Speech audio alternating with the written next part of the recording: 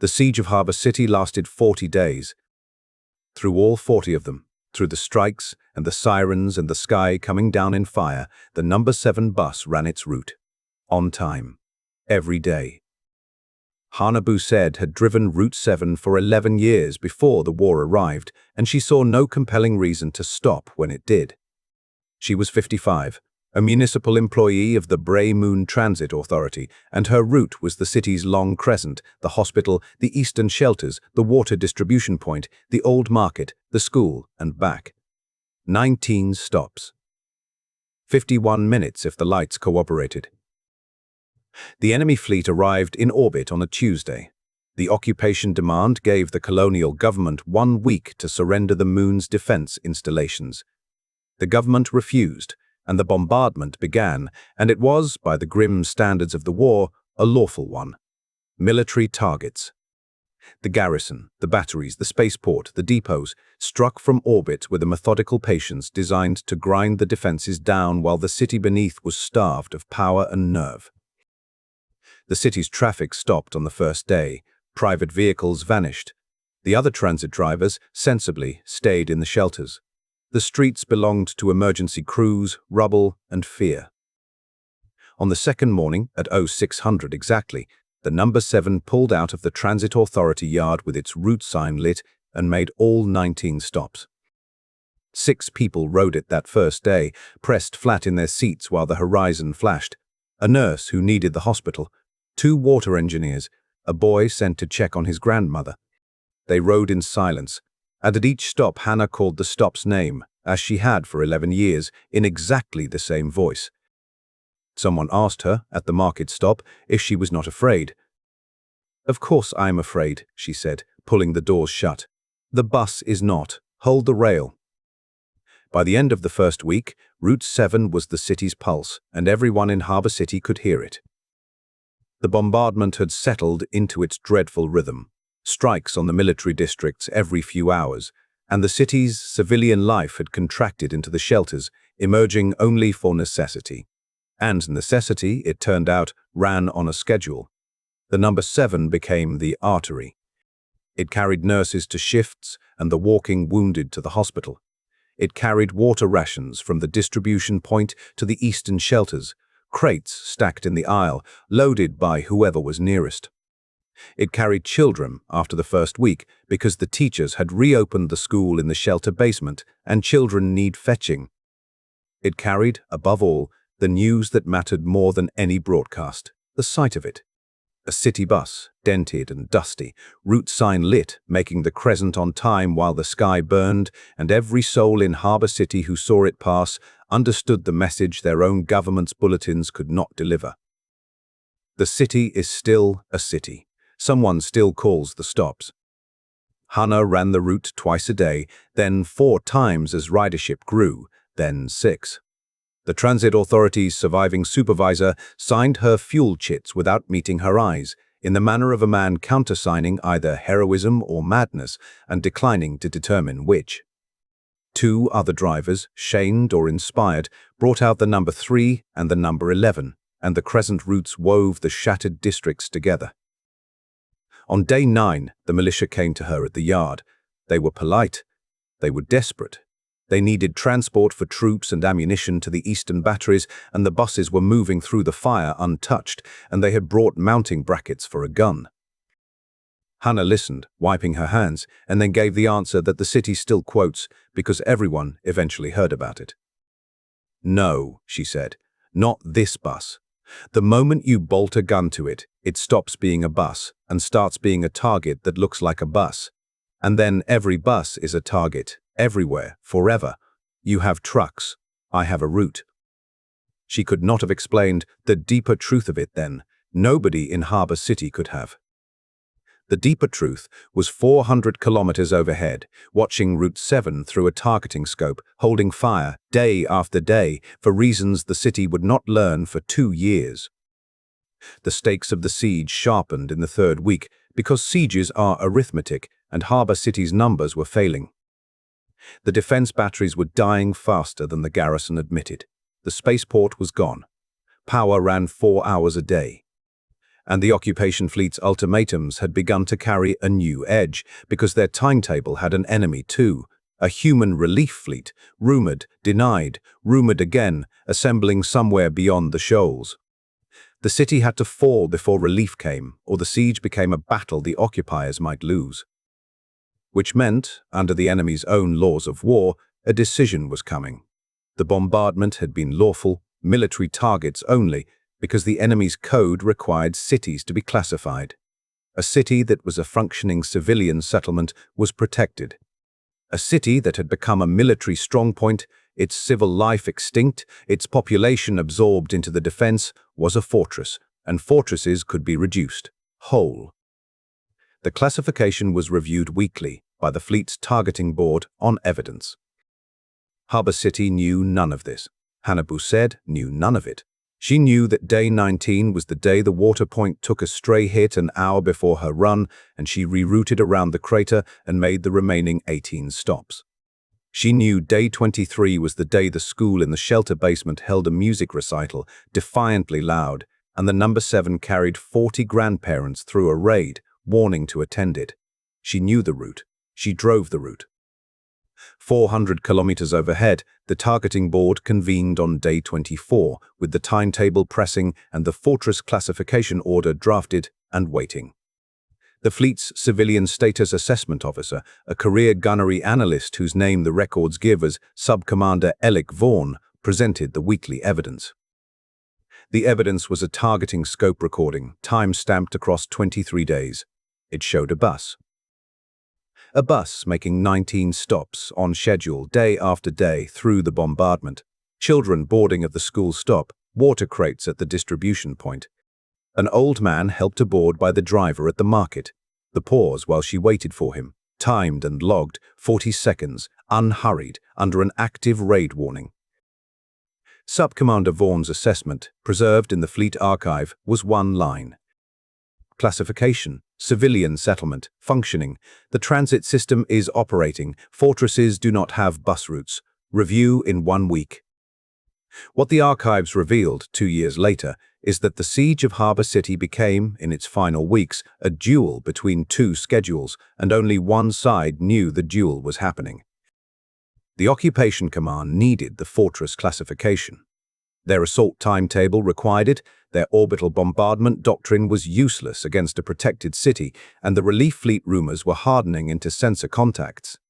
Pressure came down the fleet's command chain, weekly, then daily, for the reclassification of Harbor City. And weekly, then daily, the targeting board declined, because the evidence said otherwise, and the evidence, overwhelmingly, was Route 7. It was not only Vaughan. The scope recordings circulated among the fleet's gunnery watches, the crews whose consoles would execute a fortress reduction if one were ordered, and the bus acquired in the fleet's strange orbital intimacy with the city below, are following. Gunnery logs, recovered post-war, recorded it in the margins with rising familiarity. Route 7 on schedule. The driver waited for the slow elder at stop 12 again, 41 seconds today. 214 times across the siege, the post-war audit established, individual fire control officers logged aborted or diverted solutions near the crescent route, annotated with the same classification phrase. Civilian transit, holding fire. Some of the strikes thus shifted had been lawful, aimed at legitimate targets. The bus was merely near. The gunners moved them anyway. A city's worth of military targets, and 214 times the fire went elsewhere or nowhere, because the bus was coming, and the bus had become, in the minds of the crews assigned to break Harbor City, the thing that proved it was still a city. One gunner's private log, quoted now in the ethics courses of 3 fleets, put it in the sentence that named the whole phenomenon. The bus is how we know they are still a people and not yet a position. As long as somebody down there is calling the stops, we are besieging a home, and I will point my guns like it. On day 31, the occupation commander, timetable collapsing, overrode his own targeting board and ordered the fortress classification imposed by command authority. The order required the counter-signature of the fleet's senior assessment officer. Sub-Commander Alec Vaughan declined to sign. The refusal of Sub-Commander Vaughan occupied 1 hour of the siege's 31st day, and the post-war tribunals of two species would spend years on it. He was summoned to the flag bridge. The exchange was logged because everything aboard was logged, and the log survived the war. The commander. The classification is a formality. The city's garrison fights on. The relief fleet is 11 days out. Sign. Vaughan. The classification is the opposite of a formality, Commander. It is the entire difference between a siege and a massacre written down. Our law protects functioning civilian settlements. I am the officer charged with knowing whether that is one. It is one. The evidence departs the hospital stop at 0600 daily, and I have 29 days of it. The commander. A bus. Vaughan. A bus, Commander, driven through a bombardment on a civil schedule by a municipal employee, carrying water and children. If the city were a fortress, that bus would be impossible. Fortresses do not wait 40 seconds for old men. I will not sign a document my own evidence calls false. Relieve me if the fleet requires a different truth. The commander relieved him. The log records it at 1441 hours. And then the commander discovered what fleets are made of because the deputy assessment officer, presented with the order, requested Vaughan's evidence file, reviewed it for 11 minutes, and also declined to sign. As did, across the following 3 hours, the two watch-standing assessment officers below her, each citing the same file, the same 29 days, the same bus. 4 refusals. The classification of Harbour City could not lawfully change, and every hour of delay brought the relief fleet closer, and the occupation commander stood on his flag bridge confronting a mutiny with no mutineers, a chain of officers each politely offering their relief rather than their signature, while 400 kilometers below, on schedule, visible in every scope, the number 7 made the market stop. On day 34, the commander yielded to the arithmetic. The fleet could not reduce the city in time, could not take it by assault without the reduction, and could not remain in orbit to meet the relief fleet.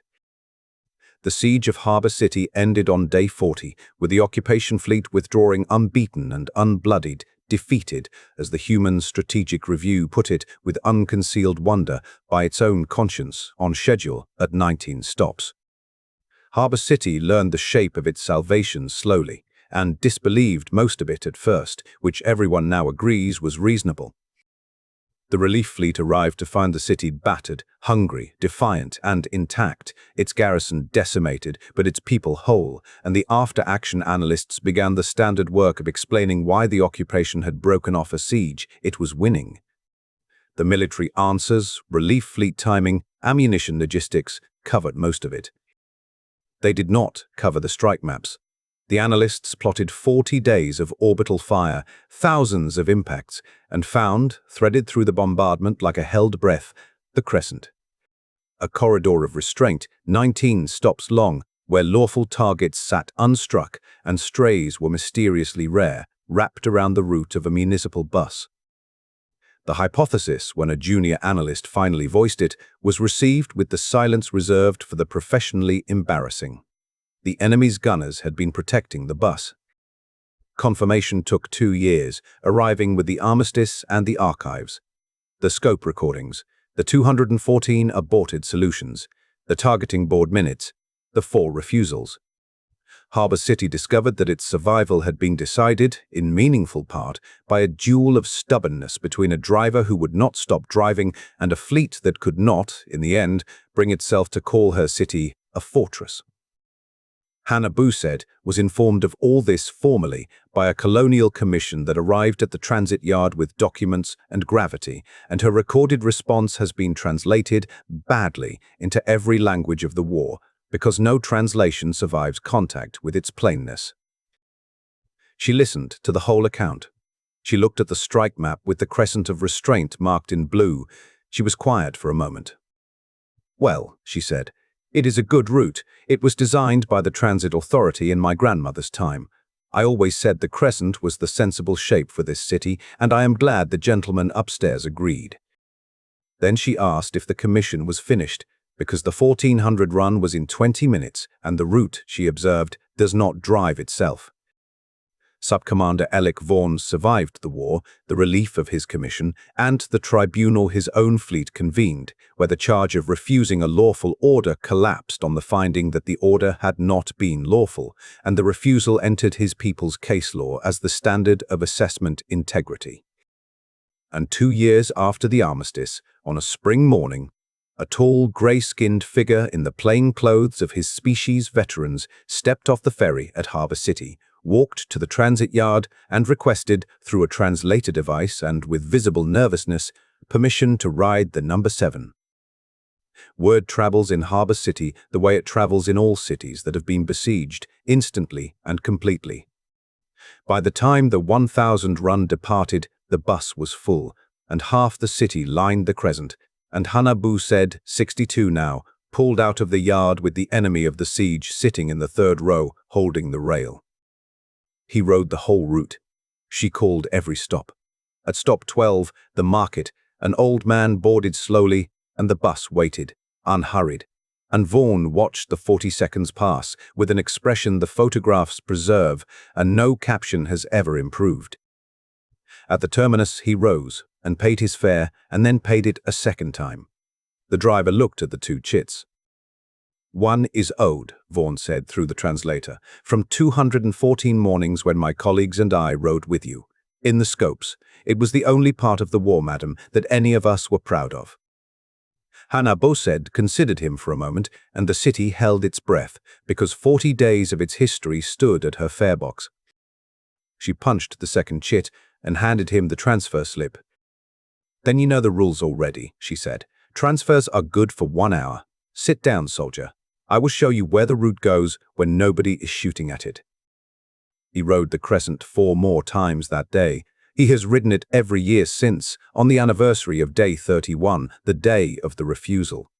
The Transit Authority lists it now in the printed schedule, without explanation, as the assessors run, and it is always full, and the fare box takes double payment from anyone who wishes, with the surplus funding the route in perpetuity.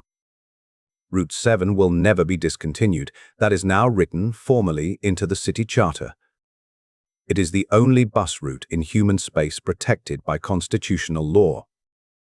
The doctrine that came out of Harbour City reshaped how 2 species think about sieges, and the strange part, both militaries agree, is that the lesson was aimed at neither of them. The military lessons were codified quickly. The joint conventions after the war strengthened settlement classification law, made assessment officers independent of operational command, and enshrined the 4 refusals as the model of lawful dissent. The occupation fleet's own staff college teaches the siege as a failure with 2 authors, its commander, who confused a timetable with a necessity, and its assessment section, which is taught as the campaign's honor. The Vaughan standard, their manuals call it. Evidence outranks appetite. But the civil lesson was the durable one, and it belongs to the cities. The strategy analysts named it the continuity doctrine, and Harbour City's charter states it best. In the preamble, the Reconstruction Assembly wrote, while the rubble was still warm, "A city is not its walls, which can be broken, nor its garrison, which can be killed. A city is its rounds, the nurse's shift, the water run, the school bell, the bus on schedule. These are not luxuries maintained despite survival. They are survival, because they are the evidence, presented daily to friend and enemy and to ourselves, of what this place is. Whoever keeps the rounds keeps the city." Civil defense planning across the colonies was rewritten around it. Continuity registers now exist in every settlement, the designated rounds that will be kept in crisis, with fuel and priority and honor attached. Transit drivers, water crews, teachers, the keepers of the ordinary, drilled and celebrated the way militias once were. And in the enemy's cities too. That is the part nobody predicted. Their own settlements, on their own contested frontiers, adopted the doctrine within a generation, charter language and all, translated back through the armistice institutions with the source acknowledged. Their version of the preamble adds 1 line to the original, and the addition is considered, on both worlds, the war's most honest epitaph. We learned this from a city we were besieging. The learning cost them 40 days, and us our certainty. Both prices were fair. Hannah Boussaid drove Route 7 for 9 more years after the war, refused the mayoralty twice, accepted a transit supervisor's pension on the condition that she be allowed to keep a reserve driver's license, and used the license, everyone knew, whenever the schedule was short-handed, which was somehow always on the anniversary runs. The honors found her anyway, and she developed a technique for them. The Colonial Legion Medal was accepted on behalf of the Transit Authority and hung in the depot break room. The Joint Peace Commission's citation was accepted on behalf of the route and mounted inside the number 7 itself, over the rear doors where standing passengers could lean on it.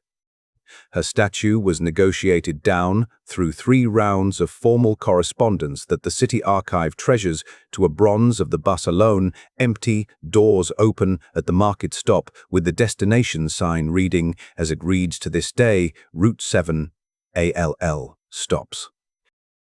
The sculptor asked her, in the final consultation, whether she truly wanted no figure at the wheel. "The driver changes," she said. "The route stays. Make the doors look welcoming. That is the whole art of the thing." She died at 81 in the winter, 4 days after her last relief shift, and Harbour City did what everyone had always known it would do, and what no committee ever had to plan. On the morning of her funeral, at 0600 exactly, every bus in the city pulled out of every depot with its route sign lit and made every stop, all day, free of fare, full beyond regulation, while the city rode its own arteries in her honor. The funeral procession itself was the number 7, her coffin aboard, making the crescent one last time, 19 stops, each one crowded, each stop's name called at the door by a different voice, nurses and water engineers and grown children of the siege, unhurried, on schedule. 400 kilometers overhead, by prior arrangement with the armistice authorities, a single ship of the old enemy's fleet held station through the morning, scopes trained respectfully on the crescent, and at the terminus, as the coffin came off, it transmitted the signal that the gunnery watches of the siege had logged 214 times, now released from the archives into the open air of the city she kept. Civilian transit, holding fire. Always, madam. All of us. The number 7 bus, the original, the siege veteran with the citation over its rear doors, runs a reduced heritage schedule now, weekends and anniversaries, maintained by an apprenticeship of transit engineers who compete for the work. But the route runs daily, always, in modern vehicles with the old sign, and riding it end to end has become the thing Harbour City gives its visitors, the way other cities give monuments. 19 stops, 51 minutes when the lights cooperate. The hospital. The eastern districts, shelters long since gardens. The water point, a fountain now, and a good one. The market. The school.